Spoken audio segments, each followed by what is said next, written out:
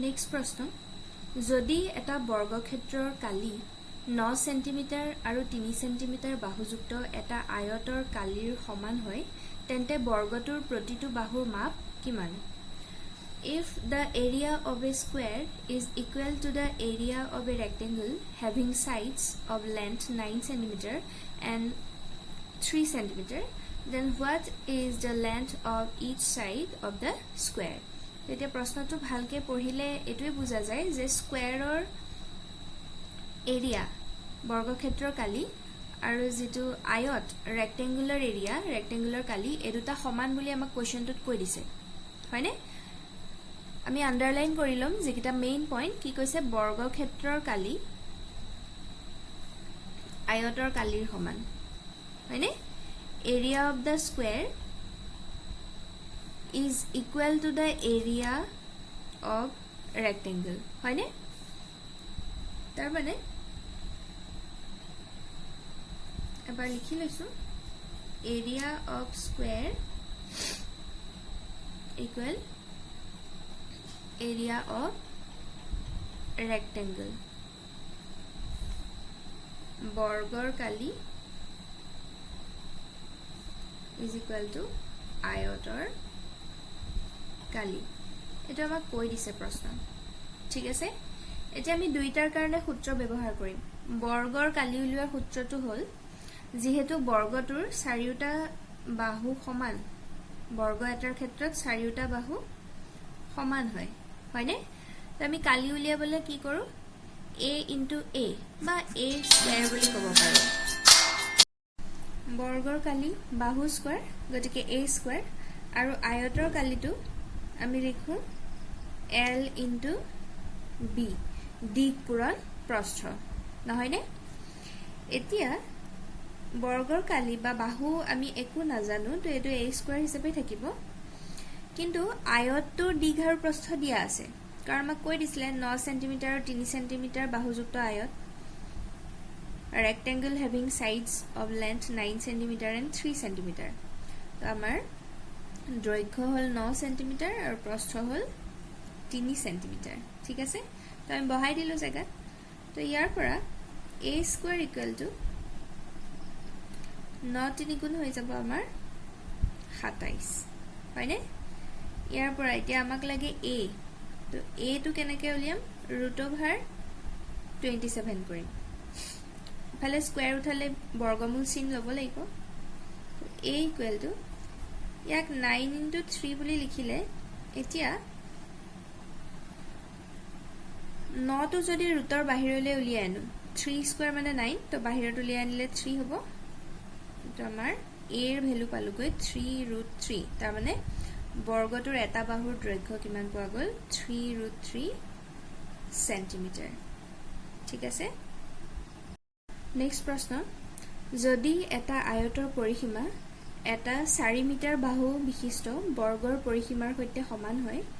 আৰু আয়তৰ দিক তাৰ প্ৰস্থৰ 3 গুণ হয় তেন্তে আয়তটোৰ কালি কিমান If the perimeter of a rectangle is equal to perimeter of a square with sides 4 meter each and the length of the rectangle is thrice its breadth then what will be the area of the rectangle তো ইয়াত কি কোৱা হৈছে আয়তৰ পৰিসীমা বৰ্গৰ পৰিসীমাৰ সৈতে সমান হয়নে perimeter of a rectangle is equal to perimeter of a square বুলি কৈ দিছে তো আমাৰ কন্ডিশন হেতুৱে ফাৰ্স্ট কন্ডিশন যে কি perimeter of rectangle is equal to perimeter of square এটা আমাক কৈ দিছে যে আমি দুইটাৰে ফৰ্মুলা কিটা জানিব লাগিব তো ৰেক্টেঙ্গুলাৰ পেৰিমিটাৰৰ ফৰ্মুলা হল 2 * L + B দুই পূৰণ দিক যোগ প্ৰস্থ ঠিক আছে equal to perimeter of square তাৰ মানে বৰ্গৰ পৰিসীমাৰ সূত্ৰটো আছিল 4a 4 * এটা বাহুৰ দিক তাৰ পিছত এতিয়া নেক্সট কন্ডিশন খিনিলৈ আমি মন কৰিম নেক্সট কৈছে কি এটা আয়তৰ পৰিসীমা এটা 4 মিটাৰ বাহু বিশিষ্ট বৰ্গৰ তো বৰ্গটোৰ বাহু দিয়া আছে 4 মিটাৰ হয়নে স্কয়াৰৰ সাইড লেন্থ কিমান দিয়া আছে 4 মিটাৰ গতিকে আমি এটো সাইডে 4 ইনটু a মানে বৰ্গটোৰ এটা বাহুৰ দিশ বুজায় তাৰ মানে সাইড অফ এ স্কয়াৰ তো হেতু আমাক 4 দিয়া আছে 4 মিটাৰ তো হেতু আমি পুট কৰিলো আৰু বাকি আৰু এটা কন্ডিশন দিছে আয়তৰ দিশ তাৰ প্ৰস্থৰ 3 গুণ বুলি কৈ দিছে length of the rectangle is thrice its breadth ঠিক আছে এতিয়া যদি ধৰি লও rectangle-টোৰ breadth x হয় তেতে হলে length কি হ'ব 3 গুণ তো 3x হ'ব নহয়নে তো হে ধৰণে আমি ব্যৱহাৰ কৰিম ধৰি লোৱা হৈছে ইয়াত যেহেতু নাজানো দিশটো প্ৰস্থৰ 3 গুণ বুলি কৈছে length is thrice of breadth তো breadth to x হলে length to 3x হ'ব তো আমি lengthৰ জায়গাত 3x পুট কৰিম breadthৰ জায়গাত x পুট কৰিম তো এতিয়া এটো সলভ কৰিলে আমাৰ rectangular length আৰু breadth পোৱা যাব তো আমি ধৰি লৈছো এতিয়া 2 into 3x plus x কৰিলে হ'ব 4x equal to 4 into 4 হৈ যাব আমাৰ 16 তেতিয়া হলে 4 to the 8x equal to 16 ইয়াৰ পৰা আমি x কিমান পাম 16 by 8 হ'ব 8 টো পূৰণ হৈ আছে হিফালে নিলে হৰণ হৈ যাব তো 8 এদি দুবাৰ যাব তো আমি x ৰ ভ্যালু পালুগৈ 2 ঠিক আছে তো x টো আমি প্ৰস্থ ধৰিছিলো হয়নে তেতিয়া হলে আয়তটোৰ যেটো প্ৰস্থ কিমান পালুগৈ 2 মিটাৰ আৰু দিশটো কিমান হ'ব 3x গতিকে 3 into 2 কৰিলে 6 মিটাৰ এতিয়া আমাক কি উলিয়াব দিছে what is the area of the rectangle আয়তটোৰ কালি কিমান কালি উলিয়াব দিছে তা দিশ প্ৰস্থ জানিলে তো উলিয়াবই পাৰি এটাকে এৰিয়া বা কালি কেনেকৈ উলিয়াও দিশ পূৰণ প্ৰস্থ l into b গতিকে 2 into 6 কৰিলে 12 মিটাৰ স্কয়াৰ তো এই ধৰণে উলিয়াব পাৰি বুজি পাইছে নিশ্চয় সকলোৱে নেক্সট কোৱেশ্চন এটা টেংকিত 50 লিটাৰ পানী ভৰাব পাৰি বৰ্তমান টেংকিটোৰ কেৱল 30% ভৰ্তি হৈ আছে টেংকিটো 50% ভৰ্তি কৰিবলৈ আৰু কিমান লিটাৰ পানীৰ প্ৰয়োজন A tank can hold 50 liters of water. At present, it is only 30% full. How many liters of water is required to fill 50% of the tank? That a tankit 50 liter pani dhore total. Etia tankito 30% fill hoy ase boli koise. Fill up hoy ase 30%. A 50% fill up koribole hole aru kiman pani lagibo hetu uliabo lage. To etia total or 30% আৰু total or 50% কিমান হয় হেতু আমি উলিয়াই ললে গম পাম আমাৰ total তো 50 লিটাৰ আছে তো আমি উলিয়াম 50 লিটাৰৰ 30% কিমান হ'ব চাও 50 লিটাৰৰ 30% কৰিলে 30% percentage উঠালে 30 by 100 into 50 50 লিটাৰৰ 30% উলিয়াইছো হয়নে 30% of 50 liters. So 0 0 cancel 0 0 ফলে cancel. তো আমাৰ 3 5 গুণ 15 তো 15 লিটাৰ হ'ব তাৰ পিছত আমাক 50% ভৰ্তি কৰাৰ কথা কৈছে তো আমি 50 লিটাৰৰ 50% নো কিমান হ'ব হেতু এপাক চাই লো 50% তো 50 by 100 into 50 লিটাৰ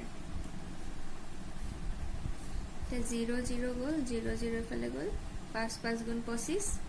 তো 25 লিটাৰ 50% ভৰ্তি হ'বলে হলে 25 লিটাৰ হ'ব লাগিব 30% ভৰ্তি হৈ আছে তাৰ মানে 15 লিটাৰ অলৰেডি ফিল আপ হৈ আছে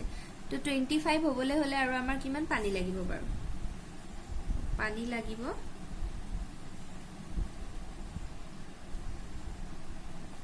50% হ'বলৈ 25 লিটাৰ লাগে বৰ্তমান 30% 15 লিটাৰ হৈ আছে গতিকে আমাক আৰু লাগিব 10 লিটাৰ পানী ঠিক আছে একেবাৰে সহজ নহয়নে তাৰ পিছৰ প্ৰশ্ন যদি a b c এ ক্ৰমে প্লাস মাইনাস আৰু পূৰণ সূচায় যোগ বিয়োগ আৰু পূৰণ সূচায় তেন্তে 10c4 a 4c4 b6 ৰ মান কি হ'ব if a stands for plus b stands for minus and c stands for multiplication then what is the value of 10c4 a 4c4 b6 তাৰ মানে আমাক কি কৈছে a লেটাৰটোৱে যোগ কৰা বুজাইছে b লেটাৰটোৱে বিয়োগ কৰা বুজাইছে মাইনাস বুজাইছে আৰু c লেটাৰটোৱে পূৰণ বুজাইছে মাল্টিপ্লিকেশন বুজাইছে তেতিয়া হলে আমাক যেটো দিয়া আছে 10c4 a 4c4 b6 ইয়াত এতিয়া a b আৰু c জায়গাত প্লাস মাইনাস আৰু ইনটু সিম্বল কিটা বহুৱাই পেলাই তাৰ পিছতহে কৰিব পাৰিম আমি 10 c আছে c মানে ইনটু 4 তাৰপিছত a মানে হল প্লাস 4 c মানে আকৌ ইনটু 4 b মানে হল মাইনাস 6 তো আমাৰ অঙ্কটো এটো তো এনেকা জাতীয় অঙ্ক মই আগতে বুজাইছিলো বদমাস রুল ব্যবহার হ'ব তো প্ৰথম ব্ৰ্যাকেটৰ ভিতৰৰ কাম 10 4 গুণ 40 প্লাস 4 4 গুণ 16 মাইনাস 6 এতিয়া প্লাস আৰু মাইনাস থাকি গল বদমাস নিয়মটো আছিলে বদমাস তো ইয়াত দেখা গৈছে এডিশন তাৰ মানে যোগটো বিয়োগতকে আগত আহিছে এডিশন মানে যোগ আৰু এটো হল সাবট্ৰাকশন বিয়োগ তো যোগৰ কাম আগত হয় বিয়োগৰ কাম পিছত হয় তো যোগটো আমি আগতে কৰিম 40 plus 16 কৰিলে 56 minus 6 তো আমি আনসাৰটো পাম গৈ 50 56 ৰ পৰা 6 গলে 50 হ'ব ঠিক আছে সকলোৱে বুজি পাইছে নিশ্চয়